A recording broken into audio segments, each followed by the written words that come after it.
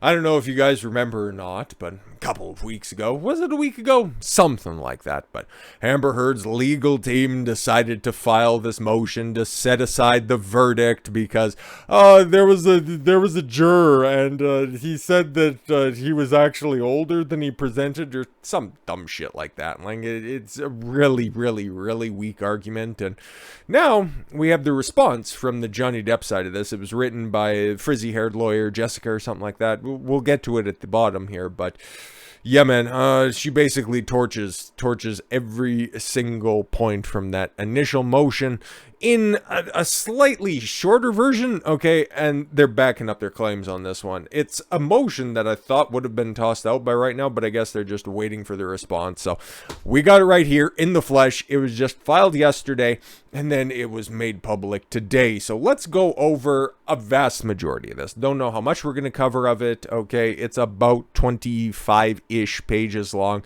Probably not going to read all of it, but we'll get to most of it. We'll get to most of the arguments here because we at least got the tete-a-tete response on all of it. So let's dig right in. If Johnny's little disses on his upcoming album weren't enough, yeah, this is pretty much the final scoop of dirt on the grave that is the Amber Heard career. Oh well, following a 6-week jury trial, a jury of Ms. Heard's peers rendered a verdict against her in virtually all aspects.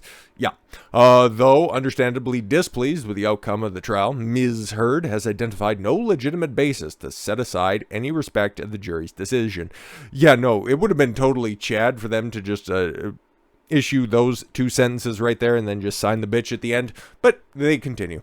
Virginia law is clear that the verdict is not to be set aside unless it is plainly wrong or without evidence to support it. No shit. And I think we're probably going to get a few pages just outlining the fact that, no, it's pretty legitimate. And again, overturning a jury verdict is virtually impossible. Not impossible, okay? But leave it up to a bitch to point to the possibility instead of the probability. Here, the verdict was well supported by the overwhelming evidence consistent with the law and should not be set aside. Mr. Depp respectfully submits the court should deny Ms. Heard's post-trial motions, which verge into the frivolous. Oh, one final shot, okay? It's not as if your case, okay, Ms. Heard wasn't absurd enough. Your final motions are just, they're frivolous at this point. Kind of like your counterclaim. Douche. Anyways, damages awarded by the jury were supported by evidence and law. Yep, that was one of the first arguments that came up on the motion to set aside. Is that the proper terminology that was out there? Yeah, because she can't appeal this bitch because she fucking broke. Oh well.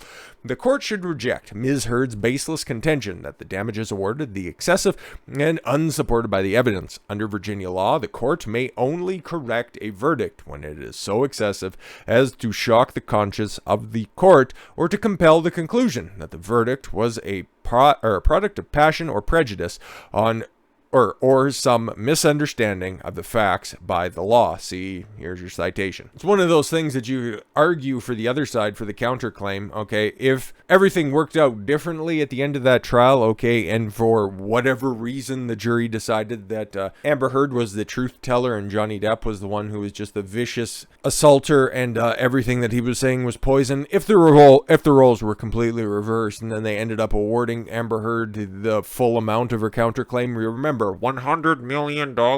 Just run that back, okay? So excessive to shock the conscience of the court. I would say Amber Heard is never going to see, okay? Unless, of course, she got a glimpse into one of Elon's bank accounts at the time. She ain't seeing any of that money anymore.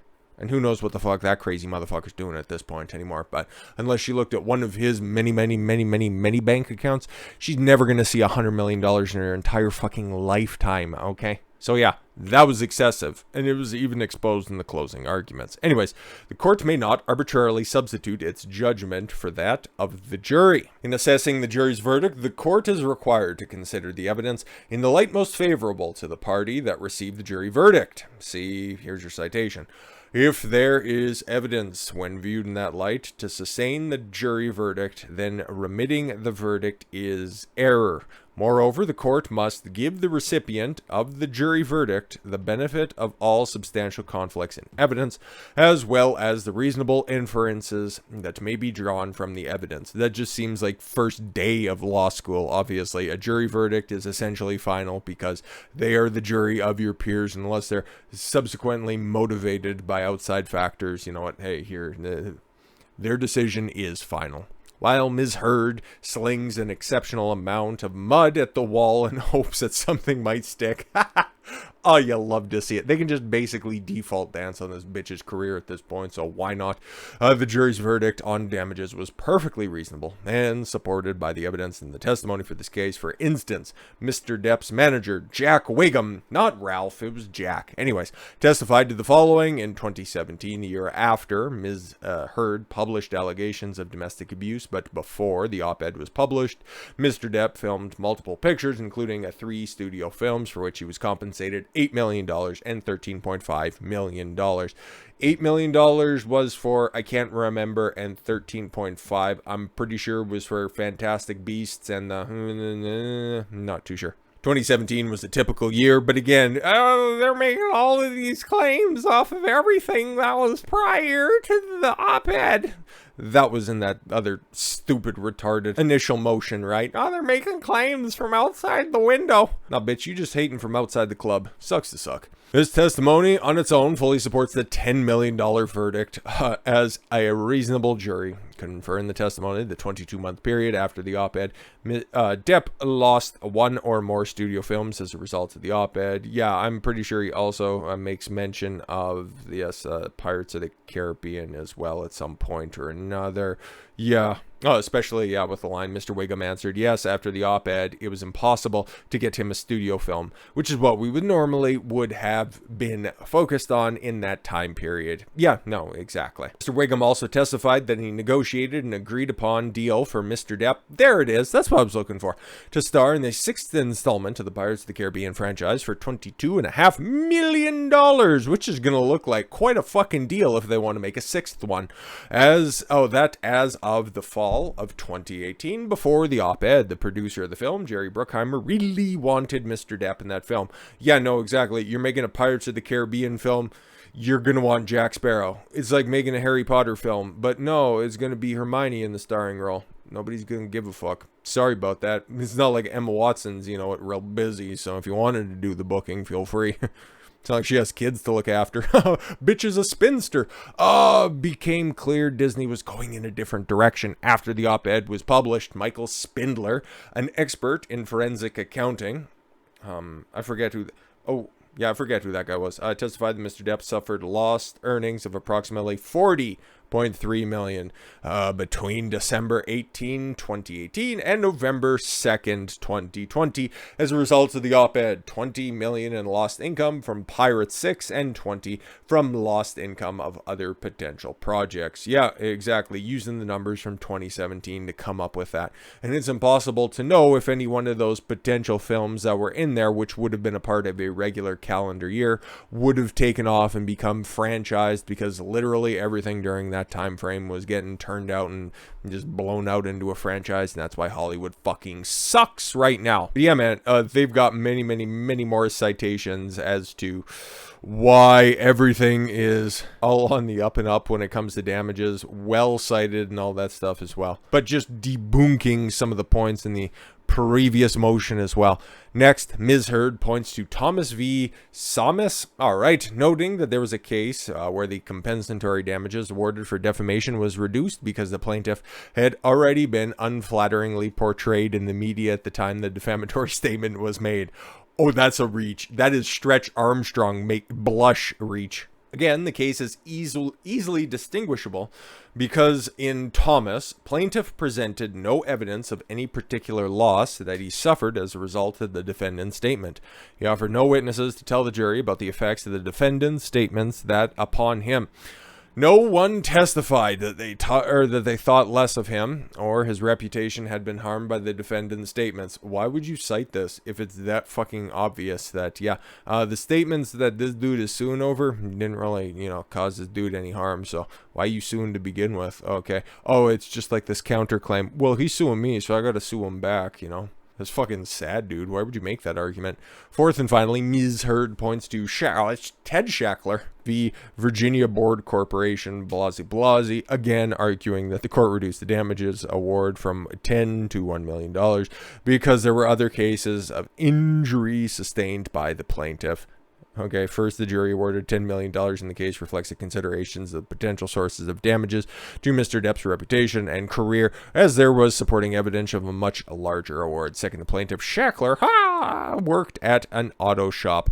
Yeah, no, exactly. And again, hey, it's only $10 million. Theoretically, if Amber Heard was so in demand, okay, she could get some work, but you keep telling yourself that lie that you had great chemistry with Jason Momoa. See how that works out for you.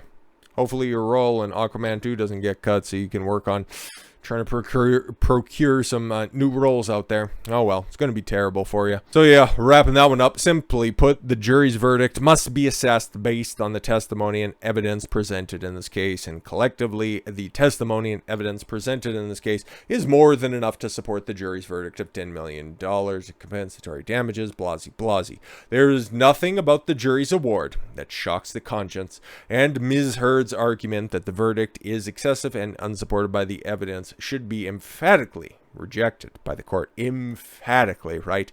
Cry to your cats and your poor child that has to be raised by an awful psychotic single mother. Again, fucking F's in the chat for that poor kid. Anyways, the verdict on the complaint and counterclaim are consistent. Oh, interesting. Ms. Heard's argument that the jury's verdicts are inconsistent is clearly wrong. Just finish there. That should have been all you said. Anyways, while jury verdicts are irreconcilably inconsistent, cannot stand, the court will harmonize jury verdicts alleged to be inconsistent if there is any reasonable way to do so, citing Hong Zhao v. America Oriental Group. Oh my god, that's so racist. Now, can't I say that in 2022? I did. Get fucked.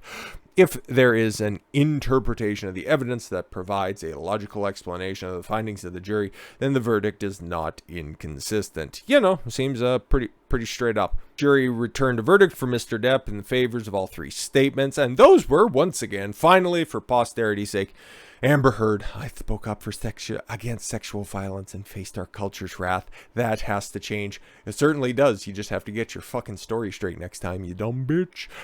Then, 2 years ago, I became a public figure representing domestic abuse. Yes, even though I hadn't been a victim of any of myself, but I can really empathize. No, you can't. And I felt the full force of our culture's wrath for women who speak out by landing some of the most lucrative gigs of my career. Yeah, exactly. I had the rare vantage point of seeing in real time how institutions protect men accused of abuse. Funny, that has such a different connotation after the fact, okay? After the op-ed was published, I had a rare vantage point of seeing a Hollywood A-lister's career just disappear like that overnight. Decades of work just washed away for several years. And now, taking a look at it after the fact, yeah, I got this rare vantage point of filling out job applications in order to pay back the $8.35 million that I owed my former ex-husband that I lied about vociferously. Jury's verdict in these statements and the complaints reflect the jury's determination that Mr. Depp did not, in fact, abuse Miss Heard. Oh, it's now in court records. You'll love to see it. And that Miss Heard was lying about being a victim of abuse at the hands of Mr. Depp. As to the three statements in Ms. Heard's counterclaim, the jury determined Ms. Heard did not meet the elements of defamation in two of the statements by Mr. Waldman, stating Ms. Heard's abuse allegations were a hoax. So yeah, here were the two that they didn't find credible, okay, didn't think were defamatory. Amber Heard and her friends in the media used fake sexual violence allegations as both a sword and shield depending on their needs. They have selected some of her sexual violence hoax facts as a sword, inflicting them on the public and Mr. Depp. Number 2, we've reached the beginning. I guess this would have been number 3. Anyways, we've reached the beginning of the end of Ms. Heard's abuse hoax against Johnny Depp. Now that's true. So I guess, well, again, for when it comes to defamation, truth is an absolute defense, at least in the United States. Unfortunately, not in Japan. That was fucking weird to find out. But anyways, again, the verdict reflects the jury's determination that Mr. Depp did not, in fact, abuse Miss Heard. It was not defamatory for Mr. Waldman to state Ms. Heard's abuse allegations were a hoax. Oh, you lied. You lied. And guess what? It's now been enshrined for all of history to just go back and realize, what was that thing a couple of decades from now, okay? Or maybe when history books about lying, bewitching women are written. What did that Amber Heard bitch do? Oh, we can go back and take a look at Virginia Fairfax County court records and see that, oh, yeah, she was a hoaxer. Sucks to suck, I guess. The third statement is Ms. Heard's counterclaim is the sole statement for which the jury found Mr. Depp defamed Miss Heard. This will be an interesting interpretation, okay? Because again, I've explained mine multiple times. I just want to get the lawyer's take on this one. Quite simply, this was an ambush, a hoax. They set Mr. Depp up by calling the cops, but the first attempt did not do the trick. The officers came to the penthouse, thoroughly searched and interviewed, and left after seeing no damage to the face or property. So Amber and her friends spilled a little wine and roughed the place up, got their story straight, under the direction of a lawyer and publicist, and then placed a second call to 911. It is clear from even a cursory review of Mr. Waldman's words that there are multiple, highly specific and detailed factual evidence or elements to the statement that the jury could determine as false, while still concluding that the abuse allegations of Miss Heard about Mr. Depp were false and defamatory. Your boy said this, what, a month ago at this point? Because, what, it was June 1st when this officially came down. That was my synopsis of it at the time, why this one was picked out of the rest of them. It was obviously a compromised verdict, which was something that was alluded to by the juror interview that came out after the fact as well. That's what I was saying. There's specific things that are in there that you can say, well, he doesn't know for sure if those were a lie. He might have just threw those in after the fact. And fine, if we can just go home, we'll just say number 2. And it's like, we're not even going to fill in damages. We're just going to have just a second take when we're in the courtroom to just fill out what the fuck do you want? $2 million? Good, great, wonderful, fantastic. And just fucking fire that bitch back in there. Like, for example, the jury could have determined that Ms. Heard lied about the abuse, but she and her friends did not spill a little wine and rough the place up in an attempt to make a false police report on May 21st, 2016. Of course, such a finding in the sole counterclaim statement is not inconsistent at all, much less irreconcilable with the jury's verdict on the other 5 statements at issue, as the jury clearly determined that Mr. Depp did not physically or sexually abuse Ms. Heard. If anything, the jury's conclusions show the care in which the jury analyzed each of the statements that Ms. Heard's claims were considered fairly and seriously. The verdict should stand. Yeah, no, exactly. Until, of course, Johnny Depp's side wants to come through and appeal and be like, look at how inconsistent this shit is. So I guess they're just kind of jettison that, okay? Because they would just look like massive hypocrites if they were to flip reverse and argue the opposite on this. But finally, number 4. The First Amendment does not bar recovery for defamation by implication, even when the statements at issue involve public figures or matter of public concern. Oh, this is going to be, listen, bitch, the First Amendment is a wonderful thing. It's number 1 with a bullet on the U.S. Constitution for a fucking reason, backed up by the second very strongly, very wonderfully, very beautifully. But even still, man, if you lie, that's not protected by the First Amendment. Sucks to suck. This court has repeatedly held that Ms. Heard's statements in the op-ed are sufficient to support a claim of defamation by implication, and Ms. Heard presents no arguments in her motion that would justify a reversal of those rulings at this stage. Indeed, Ms. Heard egregiously and flagrantly misrepresents Virginia law in arguing that the Virginia Supreme Court has signaled defamation by implication may not be applicable when it involves a public figure or matters of public concern. All right, the Virginia Supreme Court has made no such suggestion, and the out of context language relied on by Miss Heard is misleading. Oh, interesting. You're telling us that she continues to lie. Boy, that seems so out of character for her. In Pendleton v. Newsom. Oh, not that Newsom. All right. The Virginia Supreme Court reiterated Virginia's precedent that defamation can be made by inference, implication, or insinuation. No, it doesn't. It says the opposite of that. Just shut up. Believe me. I'm a beautiful blonde girl. You gotta believe me. Look at my tits. They're a lot worse off than they were back about 10 years ago when I could bang an A-list the Hollywood star without, having to really degrade myself too bad. Oh well. In that case, the defendants argued that their statements were protected by the First Amendment. The Virginia Supreme Court rejected that argument, stating, in bold and italicized, a defamatory innuendo is no more protected by the First Amendment than is defamatory speech expressed by any other means. How did you spin that to mean anything else? It seems pretty fucking straightforward. But again, the reality is subjective, and I can just bend it to whatever whims I want because I'm a feminist. Get fucked. Critically, the Fourth Circuit recognizes that even in cases involving public figures, such as matters of public concern, there still could be defamation by implication. You really do love to see it. Anyways, citing Pendleton just continuously. To the contrary, the Pendleton court recognizes explicitly that because defamatory speech falls outside the protection of the First Amendment, a First Amendment analysis is inappropriate in a case where a plaintiff must allege and ultimately prove that the defendant intended his words to express a defamatory innuendo, that the words actually did so, and that the plaintiff was actually defamed thereby. There is no suggestion that the First Amendment might protect defamatory speech if the speech involves a public figure of the matter of public concern. Clearly, public figures should be allowed to seek legal redress based on the theory of defamation by implication, just like anybody else. Yep, no, pretty much, just sews that up nicely. Oh, just rubbing salt into the wounds here, just going back to some evidence presented in the case. As the testimony and evidence of the ACLU's corporate representative showed in this case, Ms. Heard made a very calculated effort in crafting the language of the op-ed to try and avoid any explicit defamatory reference to Mr. Depp while clearly referencing him implicitly. She should not be able to skirt liability stemming from the devastating impact of her op-ed simply by carefully choosing her words as to convey defamatory meaning about Mr. Depp, but without actually using his name. Such a result would be manifestly unjust and has no support in Virginia law. Simply put, the Supreme Court of Virginia has never held or hinted that defamation by implication does not apply to public figures or matter of public concern. The court has held that defamatory innuendo is no more protected by the First Amendment than is defamatory speech expressed by any other means. You'll love to see it just driven home with that. A target of such defamatory innuendo as a public figure does not change the calculus.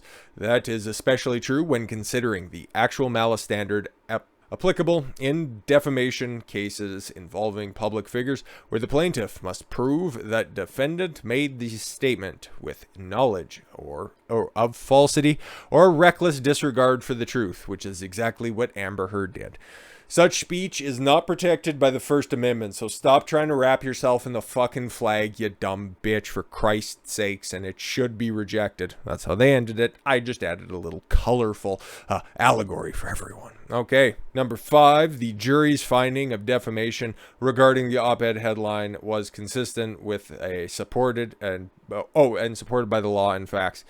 Yeah, when she's saying, he didn't even write that. I didn't write this. I just tweeted out a hyperlink. Bitch, you added a fucking caption on top of it. You quote retweeted it. Okay, so the fuck, you republished it, stupid. This one will be quick. The jury correctly found that Ms. Heard was liable for the headline of the online edition of the op-ed. It spoke up against sexual violence and faced our culture's wrath, even conceding that Ms. Heard did not write the headline herself. The evidence shows that she clearly adopted it and republished it, thereby creating liability for defamation. Yeah, I remember going over the summary on that one. She's like, I just retweeted a hyperlink. Here, the evidence shows that Ms. Heard tweeted a link on the online version of the op-ed, including a title which was prominently displayed. See Plaintiff's Exhibit 3. A tweet that, I don't know if she's taken it down by now, but it's in the court documents. You can go see the exhibits by going to Fairfax County Court and looking up all the exhibits in the case. It should be a treat and something somebody will do at some future time out there, just to constantly go back and, have a laugh at this case, because it's been a ton of fun. In that tweet, she proudly declared, "Today I published this op-ed in the Washington Post." Nowhere in her tweet or anywhere else does she disavow the title. Yeah, no, exactly. But did she at the time in her bio say that retweets do not equal endorsements? Because that could change a lot of things. I'm surprised they didn't try to use that as some sort of a get out of jail free card. Anyways, instead she adopted it, molded by it. You just merely adopted defamation. I was born in it. I lived in it. If that is not affirmatively reiterating the statement, it is hard to imagine what is.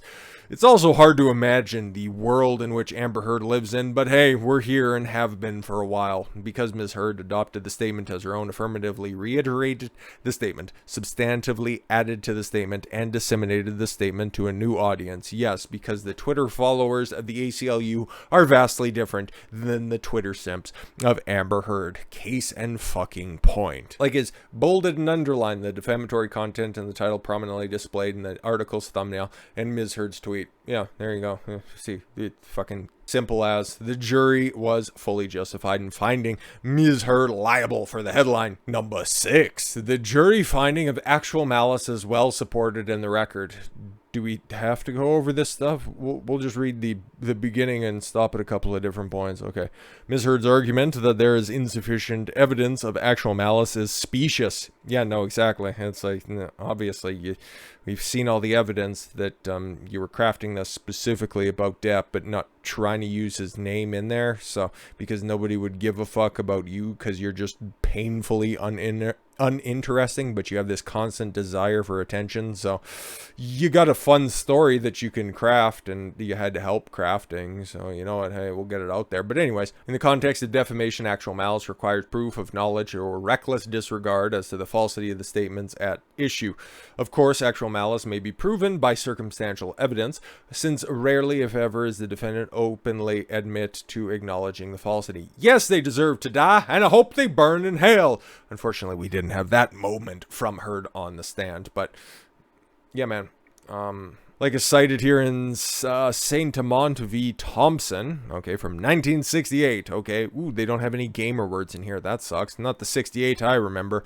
Professions of good faith will be unlikely to prove persuasive, for example, where a story is fabricated by the defendant. Oh, that sucks. Is a product of his imagination. His, her, pronouns in the 60s. It was a different time, of course. Ms. Heard's arguments that the elements of malice has somehow not been established are utterly meritless, misleading, and amount to nothing more than an improper request for the court to substitute its judgment for that to the jury. Ms. Heard cites out of context snippets of exhibits which she contends support her claims of abuse, but the fact of the matter is the jury weighed the evidence from both sides and concluded that Ms. Heard's claims of physical abuse, which she renewed in her op-ed, were a lie. They're a fucking lie. Deal with it, okay? Just instead of writing all of these stupid motions, figure out how you're gonna pony up the cash. That is, the determination properly made by the jury is evidentiarily supported, that's a word, in the record, and cannot be set aside now merely because Ms. Heard disagrees with it. Oh, you hate to see it. Mr. Depp presented sufficient evidence to supporting a finding of a defamation by innuendo. Again, it's pretty simple, but they break it down here fairly fucking comprehensively, okay? Like, they got sub-points to this main point. There is sufficient evidence, including the op-ed itself, that would reasonably cause a reader to understand the headline to be about Mr. Depp. Yeah, 2 years ago, I was beat mercilessly by my husband, but I never mentioned him once in the op-ed. Okay, who could you possibly be referencing at that point? Who else were you legally married to at the point? Oh, that has nothing to do with it. I had the rare vantage point of seeing a man being protected after I went to the police and got a domestic violence restraining order 2 years ago. Whoever could you possibly be referencing? Fucking Christ almighty. Anyways, B. Mr. Depp presented evidence of relevant surrounding circumstances that would reasonably cause a reader to understand the three statements in the op-ed as conveying a defamatory implication about Mr. Depp. Yeah, no, exactly. He beat me. Oh, actually, the person, this nebulous being from 2 years ago who gave me this rare vantage point to see how things happen in real time, it beat me mercilessly. You made it all up. No, I didn't. It definitely happened. Well, who did it? I can't say. Oh, okay, cool. I get what you're going for. Ms. Heard's second tactic is to rewrite the law of defamation by innuendo to require contemporaneous facts that connect the defamatory words to the plaintiff. Ms. Heard's cherry picks the language from one case where the Supreme Court of Virginia found that statements or publications by the same defendant made over a relatively short period of time may be considered together for a purpose of establishing that the plaintiff was the person. Okay. Here the evidence was presented at the trial as circumstances prevailing at the time, which the earlier media coverage of Ms. Heard's allegations of abuse against Mr. Depp in 2016, which had at the time been addressed and resolved by a settlement of the divorce and the joint parties' public statement that neither had intended to harm the other, but were not so distant as to have been forgotten by the average reader. The op-ed, I don't... Like, unless that was put out on Front Street and I totally missed it back in 2016, I don't know how forthcoming and popular that statement was, where it's like, we're not seeking financial harm, okay? We just wish each other the best of luck in our future endeavors. It was like your standard fucking Fed release, okay? These allegations, seemingly resolved by the divorce settlement, were restructured again by the op-ed. Yes, moreover, even as Ms. Heard touted reading of Virginia law were correct, there were contemporaneous facts presented at trial that confirmed the readers the op-ed were understanding at the context of the media coverage from 2016, namely articles published immediately after the op-ed that essentially rewrote the op-ed with Mr. Depp's name. Yeah, no, exactly. What was it? The USA Today just immediately taken, oh, just written in the Washington Post, Amber Heard makes more allegations that Johnny Depp would beat her about the head, face, and crotch. So, yeah, man, he's a bad guy and you should lose all of his roles going forward off the back of spurious allegations with absolutely nothing backing up any of the claims, right? Hashtag believe all women. And finally, C. Give me a C. Give me a U. Give me a Amber Heard. Mr. Depp is not recovering for statements Miss Heard made during a judicial proceeding. Sorry, what? This is just fucking retarded. Ms. Heard's final argument, unsurprisingly, also contorts the trial evidence and Virginia defamation law. It sounds like whoever wrote this, it has Jessica's name on it, but again, the intern was just getting tired with this at this point, and it's like, how did Johnny put up with 6 years of this laborious cunt? I just can barely stomach a few fucking pages, for Christ's sakes. She is just so fucking dishonest and employs people that are equally retarded. Ms. Heard appears to argue that because Ms. Heard publicly sought a domestic violence restraining order against Mr. Depp, any further statements she made about the abuse allegations in that DVT are, there's no T, but I just added it in for fun, for privileged, even if statements about not made in the judicial proceeding. All right. The judicial privilege, also referred to the absolute privilege. It is not so broad. It does not apply to any statement made about the facts of the subject of the judicial proceeding. See blah, blah, blah. All of our citations as needed. The op-ed could reasonably cause a reader to understand these statements refer to Miss Heard's claim, found by the jury to be false, that Mr. Depp abused Ms. Heard. And the final full point. The court should not conduct an investigation of Juror 15. This will be interesting, right? Because there was a fake juror, oh my god, because defendant has waived such arguments and has failed to provide any evidence of unfair prejudice or any due process violation. Oh shit. Okay, so there's actual additional motion practice that kind of clears this stuff up, but I guess she was just hoping that the court would forget about this. Interesting. Ms. Heard's desperate, after-the-fact demand of an investigation of Juror 15 based on a purported error of his birth date is misplaced. As a threshold matter, Ms. Heard waived her right to challenge the accuracy of the information elicited in the jury panel by failing to raise this objection contemporaneously. Yeah, no, exactly. If you had the questionnaire where you guys were doing voir dire and it says, right here it says you were born in 1945. You don't look like you were born in 1945. Is it just a little bit of a fuck up? No, okay, we're just going to go ahead and it's like, so you've never heard of Amber Heard before. Have you seen Aquaman? Literally the most successful DCEU film, if not the most successful film of all time? Ugh.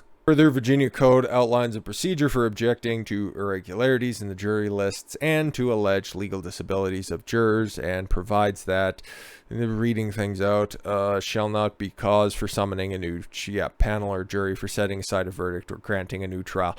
Yeah, exactly. So you're just trying to make case law pure out of thin air.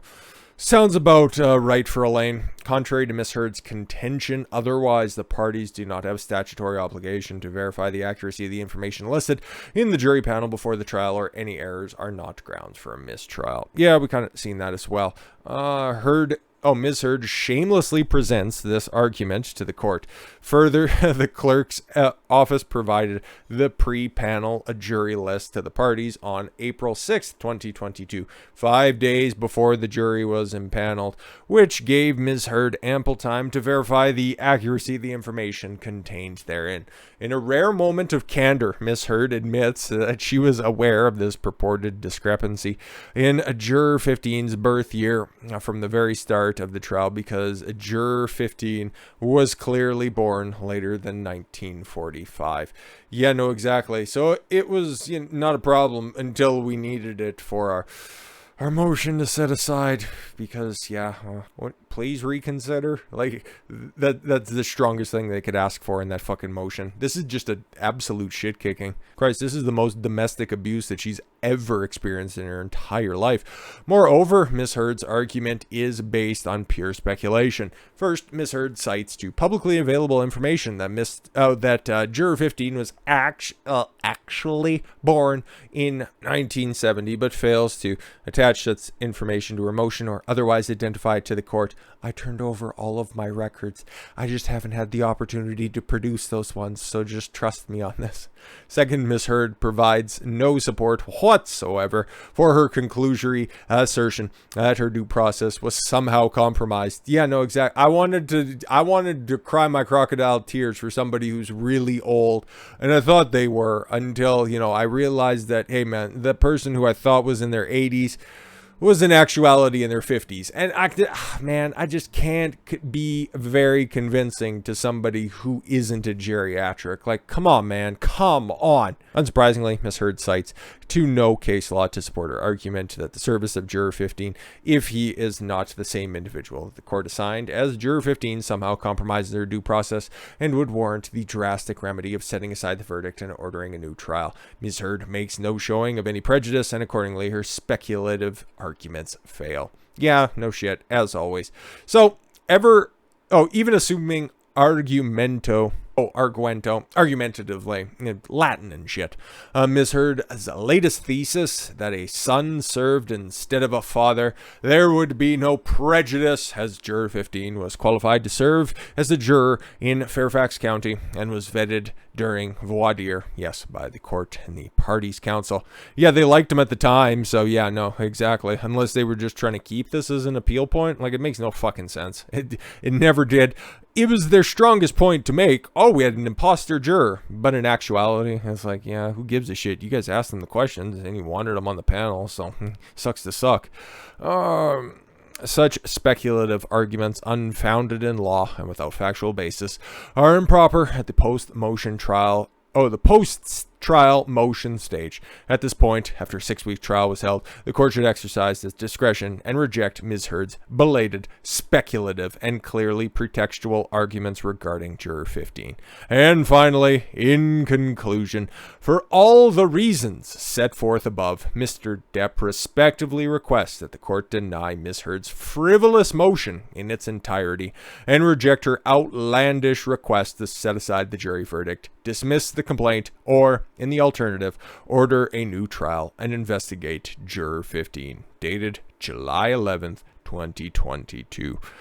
Now, just feel free to hurry up and fucking sign this shit and then just be like, hey, bitch, fucking pay up, okay? Unless you're going to appeal. But that clock runs out right at the end of the month here, so I don't know, man. Better fucking fire up that OnlyFans while people still remember who your name is, because you are gonna have to pay, okay? Unless Elon Musk decides, well, I'm kind of done trolling Twitter right now and I'd like another fight on my hands, so I'll bankroll this appeal to see where the fuck it goes. It's not gonna work. It's not gonna work, okay? There's no pot of gold at the end of the rainbow, okay? You're 36, not 26. You ain't seducing no fucking billionaire at this point, so just get fucked. Stop crying and get to work, stupid. And by work, I mean feet pics and then ankle pics, okay? And then you can do bikinis. Anyways, that's for you to decide and for me to laugh at. With all that said, thank you all very much for the gift of your time. I've been Don Consuelo. I should follow your gut and get after it. Take care, everyone.